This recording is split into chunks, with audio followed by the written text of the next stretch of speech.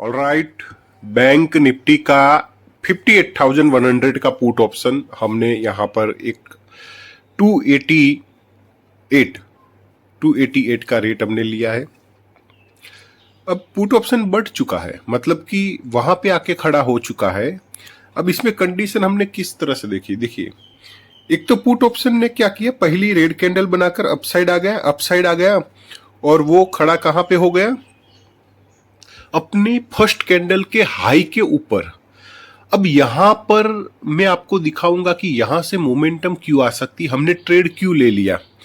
ठीक है, साथों साथ हमने अपना जो टेलीग्राम ग्रुप है अपने दोस्तों का उसमें भी बता दिया। एक बार मैं आपको ग्रुप भी दिखा देता हूं, ताकि अगर आपको नहीं समझ में आता है तो आप क्या करें, हमारे टेलीग्राम ग्रुप में ज्वाइन हो जाइए। तो ये है अपना टेलीग्राम ग्रुप, जहां पे हमने बैंक निफ्टी, अभी क्या है कल बैंक निफ्टी में एक्सपायरी है ना, तो एक्सपायरी की वजह से प्रीमियम बहुत ही लो हो चुके हैं, मतलब बहुत ही कम प्रीमियम है, यानी कि छोटे से फंड में काम किया जा सकता है। इसलिए हम आज बैंक निफ्टी का पहला ट्रेड फाइंड किया और 287 का अपना रेट यहाँ पे दे दिया।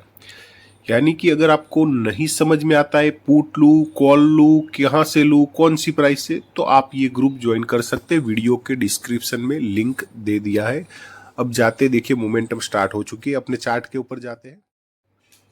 कैंडल भी निकल गई है 287 से 308 तक, लेकिन ये मोमेंटम अभी काफी नहीं। अभी हमें कितनी मोमेंटम कितनी चाहिए, तो कोई स्ट्रॉन्ग ग्रीन कैंडल हमारे लिए काफी होगी ट्रेड को एग्जिट करने के लिए।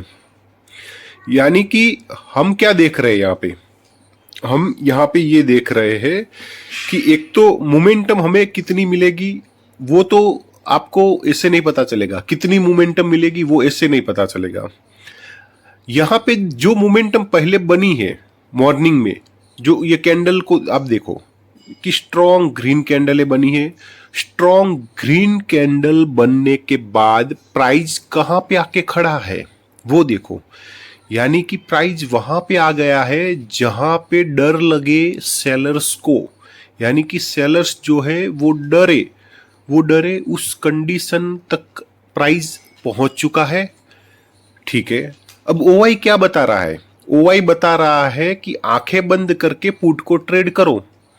वहां पे जो ये कल का आप थोड़ा सा ये देखेंगे ना, ये जो जॉन है यहाँ पे बार बार प्राइस क्या कर रही थी, वो टकरा रही थी, नीचे जा रही थी। और आज प्राइस हमने कहां से पकड़ी, बिल्कुल वही जो रेजिस्टेंस पॉइंट था वहीं से पकड़ा।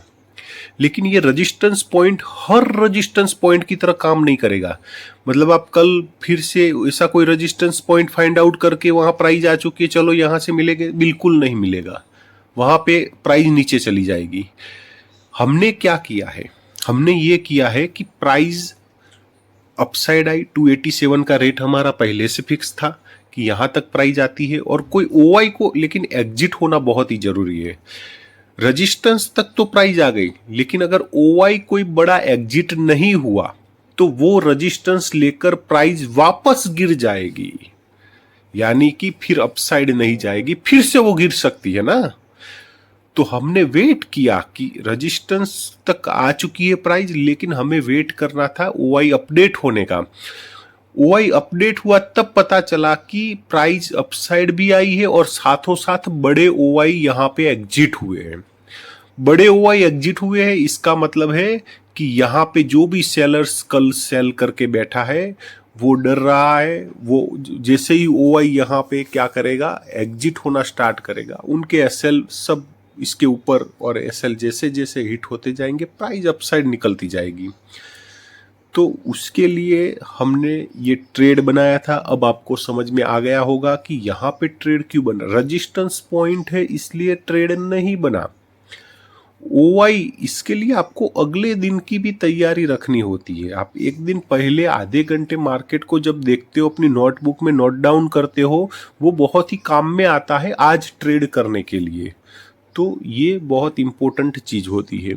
तो रेजिस्टेंस तक तो प्राइस आया था, लेकिन हमें चाहिए था ओआई का कंफर्मेशन, जो हमें मिला तो हमने ट्रेड किया। और अब देखो आप किस तरह से प्राइस निकल रही है, ऑलमोस्ट 287 से ये 350 तक प्राइस आ चुकी है, बहुत ही बढ़िया मोमेंटम दिखाई है। तो कोई भी बड़ी, अभी देखिए अगर मैं मानूं कि यहाँ से प्राइस अब कितना अपसाइड जा सकती है, तो भरोसा नहीं कर सकते कितना जाएगा। आपको देखना होगा कि जो कोई स्ट्रॉन्ग ग्रीन कैंडल बन जाए ना, बड़ी ग्रीन कैंडल, मतलब अभी जितनी ये जो कैंडल बनी ना उससे साइज में थोड़ी बड़ी हो, स्ट्रॉन्ग हो, तो वो होती है एक आखिरी, जैसे कि हाँ ये बन रही है। तो मुझे लगता है कि ये कैंडल में सारे एसएल क्लियर अगर हो चुके हैं तो प्राइस फिर नीचे भी आ सकती है। कमजोरी देखिए, रेड कैंडल भी बनना शुरू हो चुका है। तो यहाँ पे क्या किया जाना चाहिए, बाकी यहाँ पे सब कुछ सही है, लेकिन हमें थोड़ा एक आध कैंडल देख लेते। बाकी देखिए ये इसमें अब ये जो ग्रीन कैंडल अभी बनी, स्ट्रॉन्ग ग्रीन कैंडल बनी है, उसका ओआई अपडेट हो जाए तो पता चल जाए कि अब यहाँ से प्राइस नीचे भी आ जाएगी या नहीं आएगी। तो उसी तरह से आपको काम करना पड़ेगा, और ये बहुत ही बेहतरीन तरीका है जहाँ पर आपको ना तो कोई इंडिकेटर देखने की ज़रूरत पड़ती है, ना कुछ और देखने की ज़रूरत पड़ती है। बस ओआई पे अगर भरोसा है तो आपको मोमेंटम तो दिखा ही देगा। और हम ऑप्शन बायर्स को चाहिए भी मोमेंटम, मतलब हमने देखिए जहाँ से ट्रेड लिया वहाँ से मोमेंटम भी आई हमारे, तो यहाँ पे अब रुकना सही नहीं होगा। क्यों? क्योंकि एक रेड के बाद एक और रेड बन रही है। एक आध कैंडल देख लेते हैं, बाकी यहाँ पे रुकना सही नहीं होगा। लेकिन मोमेंटम अपनी कितनी हुई, 290 से 360, हाँ तो यहाँ पे रुकना सही नहीं है। ठीक है, अब दूसरा कोई ट्रेड बनेगा ना तो फिर हम वो भी आपको दिखाएंगे। ठीक है।